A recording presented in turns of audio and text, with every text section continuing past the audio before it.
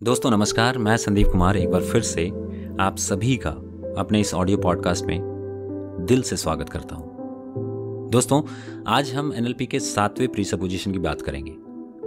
ये 7वां प्रीसपोजिशन एनएलपी के 6ठे प्रीसपोजिशन को एक लेवल ऊपर लेकर जाता है। पिछले सेशन में हमने 6ठे प्रीसपोजिशन की बात करी थी, जिसमें मैंने कहा था that you can not communicate, यानी जीवन के किसी भी पल में ऐसा नहीं होता जब हम कुछ ना कुछ कम्युनिकेट ना कर रहे हों, वेदर इंटरनली और एक्सटर्नली। उसी को एक लेवल अप करते हुए 7वां प्रीसपोजिशन कहता है that the meaning of your communication is the response you gate. यानी जीवन में जो कुछ भी आपकी प्राप्ति हो रही है, वेदर इट इज पॉजिटिव और negative, it is because you are communicating to the universe to get it.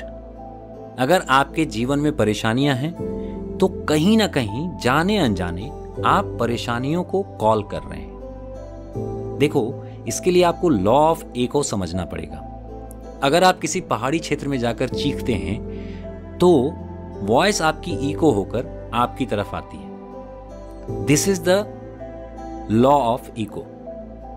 What does it mean कि आपके जीवन में अगर कोई परेशानी है, कोई नेगेटिविटी है, तो आप कहीं ना कहीं उसके लिए जिम्मेदार हैं।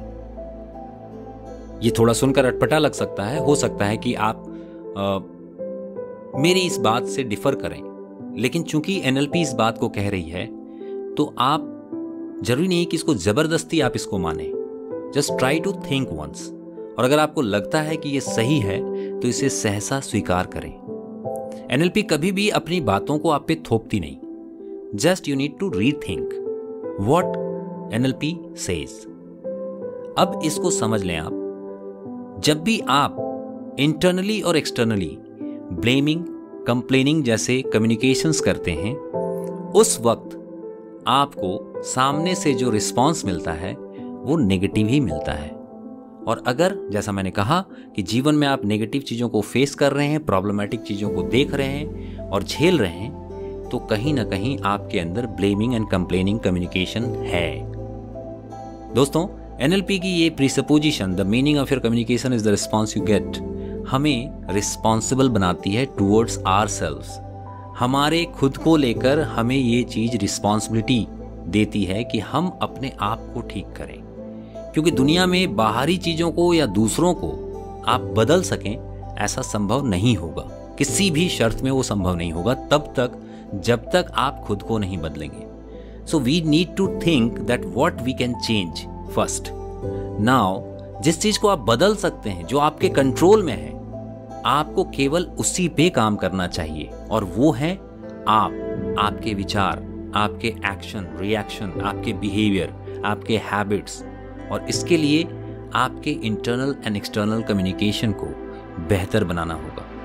देखो, जब भी आप किसी चीज़ पे ब्लेम करते हो कि मेरी ज़िंदगी इस वजह से ख़राब चल रही है, इसकी वजह से मेरे जीवन में प्रॉब्लम है, तो उस वक्त कहीं ना कहीं आप अपनी गलतियों को या तो ओवरलैप कर रहे होते हैं या इग्नोर कर रहे होते हैं। और यकीन जानिए, जिस दिन आपने अपने भीतर झांकना शुरू कर लिया, उस दिन चीज़ें बदलनी शुरू हो जाएंगी। और इसके लिए एक बहुत अच्छा उदाहरण है, एक बहुत अच्छी कहावत है, if you are pointing a finger towards anyone, there are 3 fingers pointing on you. जब भी आप एक उंगली किसी की तरफ दिखाते हैं, उस वक्त 3 उंगलियां आपकी तरफ इशारा कर रही होती हैं, और इस इशारे को समझिए। ऑलवेज कहीं ना कहीं हमें इस चीज को तथ्यात्मक रूप से मानकर चलना है कि अगर कोई चीज गलत हो रही है, कोई गलत कर रहा है, तो कहीं ना कहीं इसमें मेरी जिम्मेदारी बनती है। जिस दिन आपने ऐसा सोचना शुरू कर दिया, यकीन जाने within 3 months your life will be completely transformed.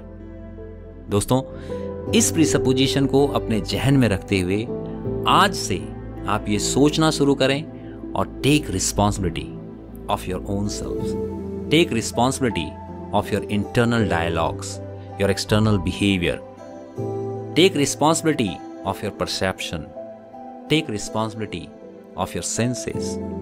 आगे एनएलपी के जितने भी टेक्निक्स हैं और जो तथ्य मैं आपके सामने रखूंगा, वो इस चीज को ऑटोमेट करने में आपकी सहायता करेंगी और आप अपने जीवन को निश्चित तौर पे बेहतर बना पाएंगे। इसी शुभकामना के साथ आज मैं अपना पॉडकास्ट यहीं पे समाप्त कर रहा हूं।